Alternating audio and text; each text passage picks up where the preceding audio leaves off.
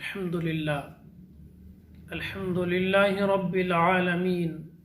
الصلاة والسلام على أشرف الأنبياء والمرسلين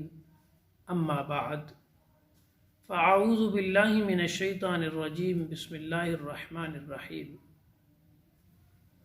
من يشفع شفاعة حسنة يكن له نصيب منها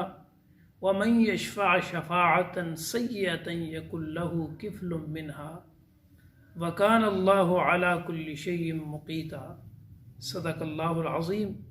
رب صلی وسلم دائما ابدا علی حبیبک خیر الخلق کلہم۔ سورہ نساء شریف آیت نمبر 85 ارشاد ربی ہے من یشفع شفاعتا حسنتا یکن لہ، جس کسی نے شفاعت کی اچھے کام کی، نصیب منہا اس کے لیے اس میں سے حصہ ہے، وَمَن يَشْفَعْ شَفَاعَةً سَيِّئَةً يَكُن لَّهُ كِفْلٌ مِّنْهَا، اور جس نے کسی کے لیے برے کام کی شفاعت کی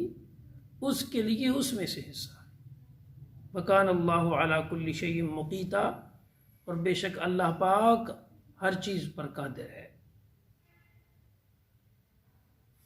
کسی ضرورت مند کی مدد کے لیے کسی دوسرے انسان سے سفارش کرنا، کسی حاجت مند کے لیے کسی دوسرے مسلمان سے کچھ مانگنا، کسی اچھے کام میں کسی کی رہنمائی کرنا، یہ شفاعت حسنہ کہلاتی ہے۔ کسی کی بھلائی کے لیے کسی دوسرے سے اس کے لیے مدد چاہنا، مالی لحاظ سے ہو، رشتے کے لحاظ سے ہو، کسی غریب کی بچے کے رشتے کے لیے کوشش کرنا، کسی سے کہنا،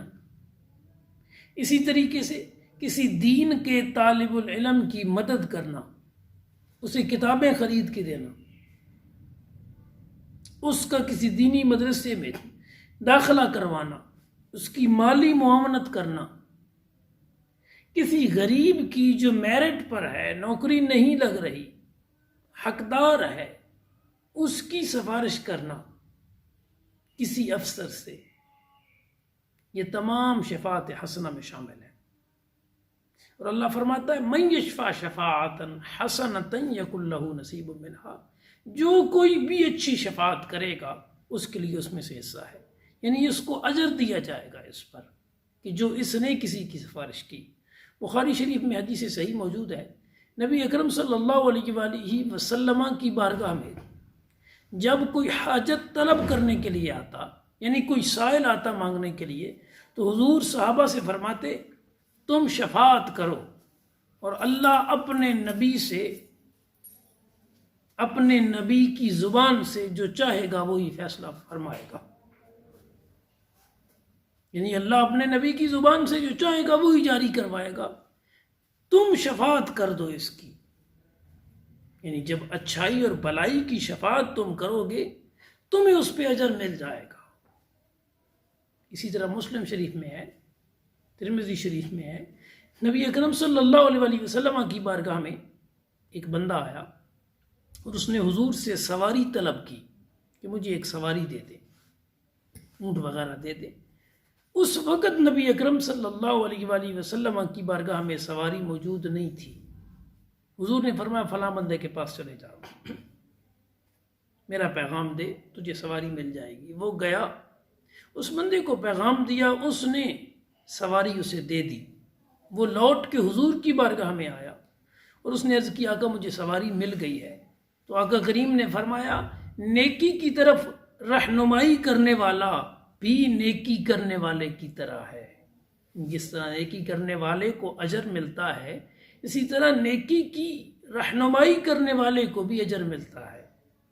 تو اچھی شفاعت پر شفاعت کرنے والے کو اجر ملتا ہے۔ وَمَن يَشْفَعْ شَفَاعَةً سَيِّئَةً يَكُن لَّهُ كِفْلٌ مِّنْهَا، اور جس نے کسی برائی کے کام میں کسی کی شفاعت کی تو اس کے لیے بھی اس میں سے حصہ ہے، یعنی اب یہ بھی گناہگار ہوگا جو گناہ کی سفارش کر رہا ہے، قرآن مجید میں ہے وَلَا تَعَاوَنُوا عَلَى الْإِثْمِ وَالْعُدْوَانِ، گناہ اور سرکشی کے معاملے میں ایک دوسرے کی مدد نہ کرو۔ گناہ کے کام میں کسی کی مدد کرنا شرعاً جائز نہیں ہے۔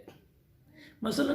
کوئی کسی کو سینما ہال کھلوانے کے لیے پرمیشن لے کے دیتا ہے، کوئی کسی کو بے حیائی کا اڈا کھولنے کے لیے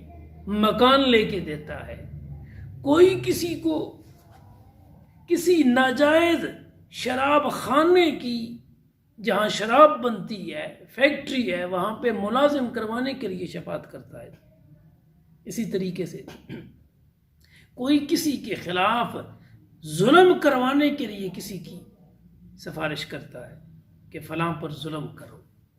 تو یہ ساری سفارشیں ناجائز ہیں، اور قرآن کہہ رہا ہے ناجائز سفارش پر سفارش کرنے والا بھی گناہ گار ہوگا، اور جائز سفارش پر سفارش کرنے والا بھی نیکی کا حقدار ہوگا۔ اس لیے ہمیں اپنے معاملات پہ غور کرنا چاہیے اور کسی کی